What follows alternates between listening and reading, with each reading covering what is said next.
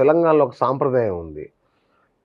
పరామర్శించడానికి వచ్చిన వాళ్ళు మళ్ళీ ఫుల్ బాటిల్ ఒక్కొక్క బాటిల్ తీసుకొచ్చి వాళ్ళ అబ్బాయి ఉంటే అబ్బాయికి తాగిచ్చాలి. అదొక సాంప్రదాయం. ఇప్పుడు మన ఆంధ్ర, తెలంగాణలో ఈ సాంప్రదాయం విషయానికొస్తే చాలామంది ఫిమేల్స్ అంటే తల్లులు కూడా చనిపోయి ఉంటారు.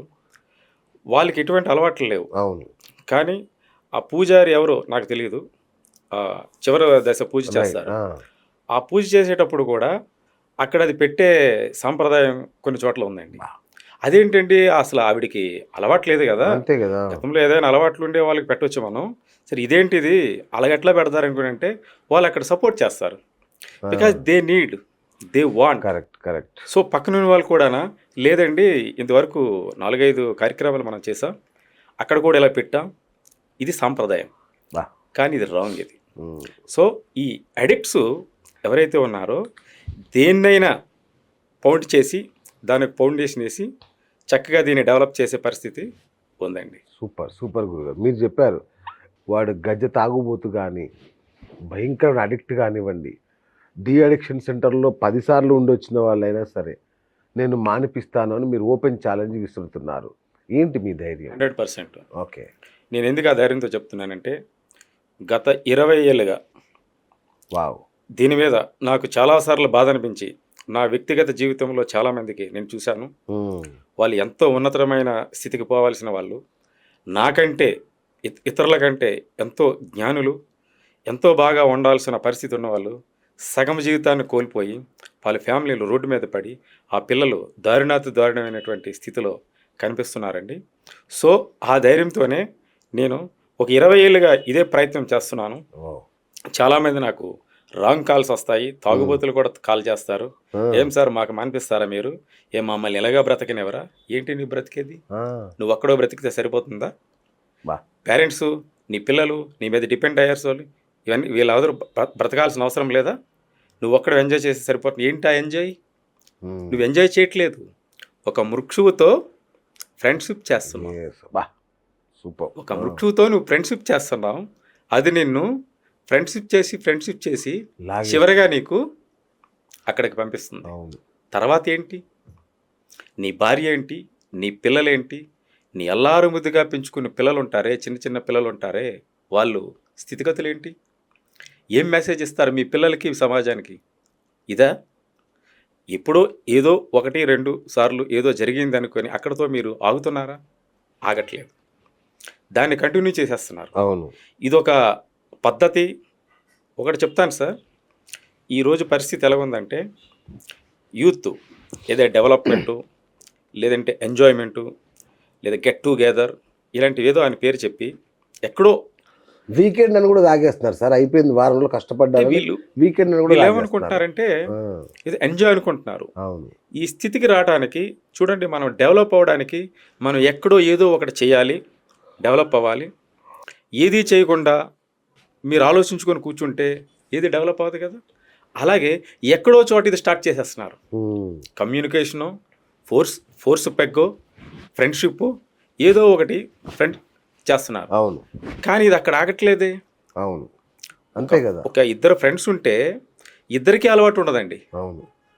నాకు అలవాటు లేదు బ్రదర్, కానీ నువ్వు చాన్నాళ్ళుగా వచ్చావుగా, ఇది నువ్వు తీసుకుంటా. నాకు అలవాట్లేదు, నీకు అలవాట్లేదు, నాకు అలవాట్లేదు, ఇది మధ్యలో ఎందుకు? అవును. కానీ జరుగుతుంది. బికాస్ దాంట్లో ఉన్న మొత్తం అలాంటిది. కరెక్ట్. ఆ మాధుర్యం అలాంటిది. మన శరీరంలో చాలా హార్మోన్స్ ఉంటాయి. అవును. అసలు మీరు అడగచ్చు ఎందుకు దాని మీద అంత పిచ్చెక్కిపోతారు? స్టార్టింగ్లో ఫ్రెండ్షిప్ కోసం తాగుతారు, కమ్యూనికేషన్ తాగుతారు.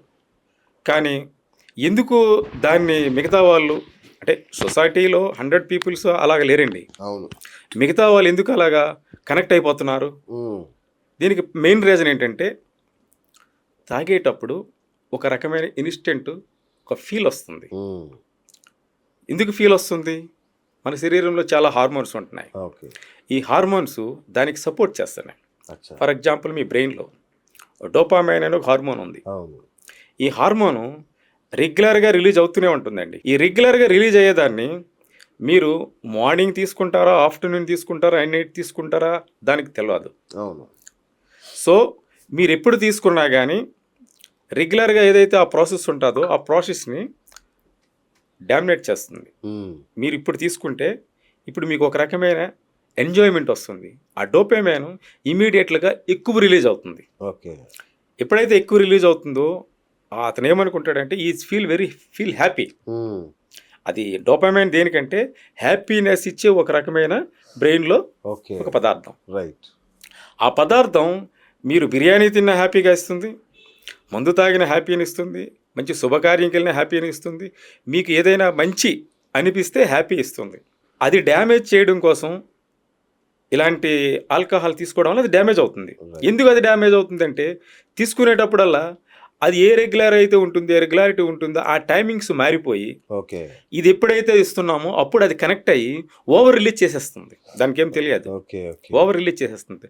ఆ ఓవర్ రిలీజ్ చేసినప్పుడు ఈయనకి ఫీల్ చాలా హ్యాపీగా, నిద్ర వచ్చేలాగా, మగతలాగా చక్కగా ఉంటుంది. అవును.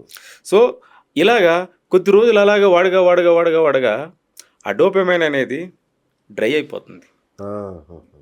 ఎప్పుడైతే డ్రై అయిపోయిందో ఇతని డ్రై అయిపోయేటప్పుడు ఒక రకమైన చిరాకు, బాధ, పెయిన్, ఏదో హెడ్ఏకు, రకరకాల హ్యాంగ్ ఓవర్స్ ఇలాంటివన్నీ వచ్చేస్తాయి. ఎందుకంటే అది రిలీజ్ అవ్వట్లేదు.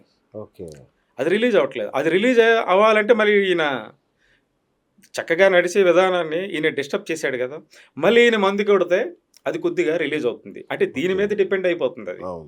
సో వీళ్ళేమనుకుంటారు, పడాల్సిందే, ఒక 90 పడితే కానీ మనకి హ్యాపీనెస్ లేదు, రిలాక్సేషన్ లేదు అనే విధానానికి వచ్చేస్తారు. దీనికి అలవాటు పడిపోతారు. ఫర్దర్గా బాడీ పెయిన్స్, ఇంకొక హార్మోన్ ఎండార్ఫిన్స్ అనే ఒక హార్మోన్ ఉంటుంది. ఎండార్ఫిన్ హార్మోన్ ఏం చేస్తుందంటే ఇది ఒక నేచురల్ పెయిన్ కిల్లర్. ఓకే. మనం ఏ పెయిన్ కిల్లర్ వేసుకోవసరం లేదు. ఎప్పుడైనా మనకు pain killer that mean travel చేసేటప్పుడు, డ్రైవింగ్ చేసేటప్పుడు టూ మచ్ పెయిన్స్ వస్తాయి.